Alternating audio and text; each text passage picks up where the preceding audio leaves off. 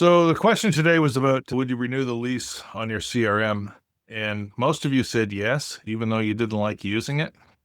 And you're right, CRMs can be a pain in the neck, especially with the data entry, but data entry has always been a pain in the neck. So let's get over that. One of the ways you could do it is actually create a form and speed up that process, but that's not what this presentation is about. It's about monetizing those referrals and turning them into a strategy of how you actually create some money with that. So we would focus on that because you have all these people, you have some type of relationship with them, whether they're trusted clients or whether they're just people that have shown some interest in you. You need to actually reach out to those people and tell them what's new and exciting and going on. And you would do that through some type of CRM. Outlook is not a CRM, and Google Mail is not a CRM. Those work if you have a client list of about 10. Anything after that, you need to actually speed up the thing. But there's also another way where your client list can actually make you some cash.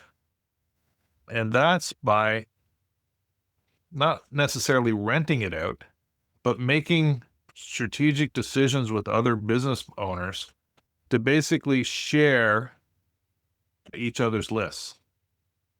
So if Jacqueline wanted to do something with my list in the sense that I felt that she had a product that would zero in on my clients and would be worthwhile to them and would be interesting to them, I would send some emails out promoting Jacqueline.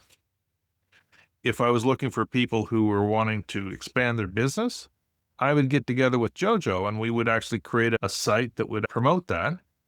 And then maybe she would take some advertisement from me and send it out to her list, and we would coordinate that. And that way we would actually leverage each other's lists. And what's interesting is there would always be a link in that email. And once someone from JoJo or Jacqueline's list actually clicked on the email to get whatever I was offering, they suddenly become part of my list. So you see how you can grow that? If I give some type of affiliate or a referral commission to, then I would actually have a tracking link so I would know where that link came from. And then I can get back to JoJo or Jacqueline to say, hey, Pat finally got back to me. And thank you, JoJo, for giving that referral. And that's part of what a strategy is for getting referrals and keeping them. If you don't do working with referrals, then you're just getting them randomly. Someone says, hey, you need to talk to Bernie because he's doing podcasts and that would be good for your business. But if you do it strategically, you're looking for ways of tracking those referrals, rewarding the people who are giving you the referrals, and reminding them to repeat the activities. And so it becomes more of a day-to-day event. And it's a strategy, a long-term strategy. And we like referrals because referrals cost you less money, almost free.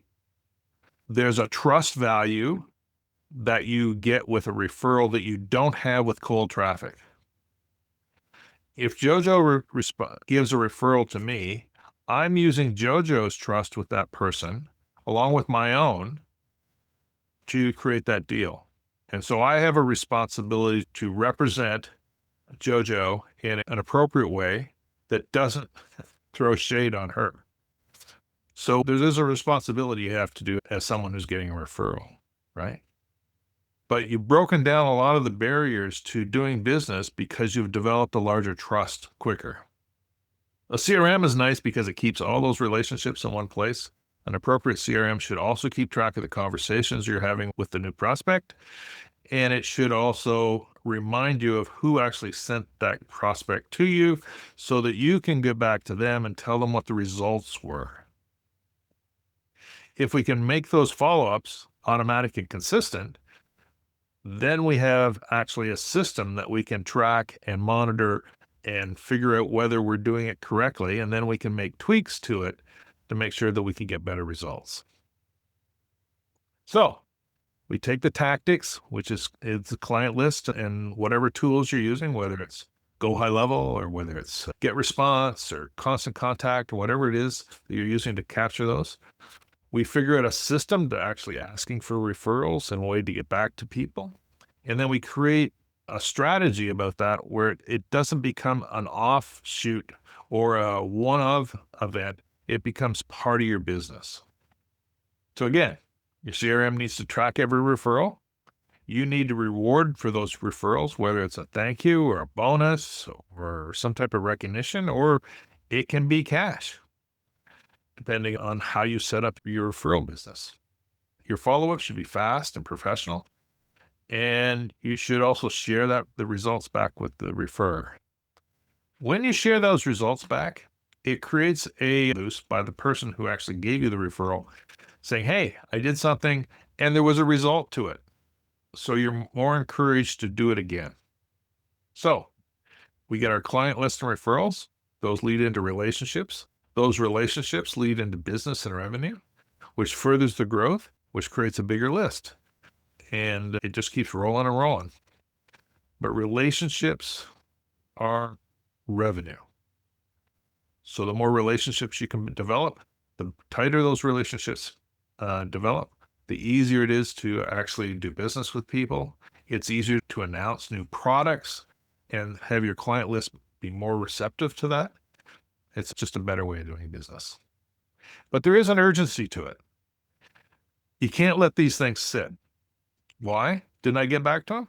Well, he's not in my CRM, just like it was mentioned by a few other people. It makes it harder to get back to him because it's not in your face every minute. And we will solve that issue at the end of this meeting for Rich. So without the tracking, without the system, they get forgotten, they fall through the cracks. And the longer you leave between the time the referral was given to the time you get back, the harder it is to do business with those people. And so the faster you can do that, the better it is for your client and for you. So your client list should be looked at as a referral list. In the internet marketing world, the people of Richard Branson and Russell Brunson and Alex Hormozy and Frank Kern, they have a dollar value that they put on their list. So every name on their list is $1 a month.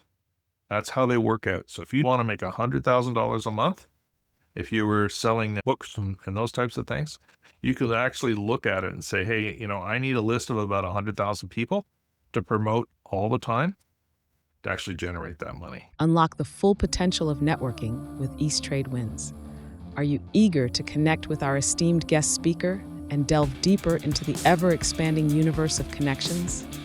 Simply scan the QR code now and embark on a journey of endless opportunities. Join us at East Trade Wins, where we gather online via Zoom every Tuesday from 8 to 9 a.m. Eastern Standard Time. Whether you're a seasoned professional or just starting out, you're welcome to connect with us. Seize the moment, register for free, and start exploring today. Fancy sharing your insights as a guest speaker? We're looking for you. Reach out to Wayne Pratt to ignite your speaking journey. Email him at wayne@motivateyou.ca or connect with Wayne on LinkedIn. Don't wait, take action, and be a part of a global community that's shaping the future of business networking.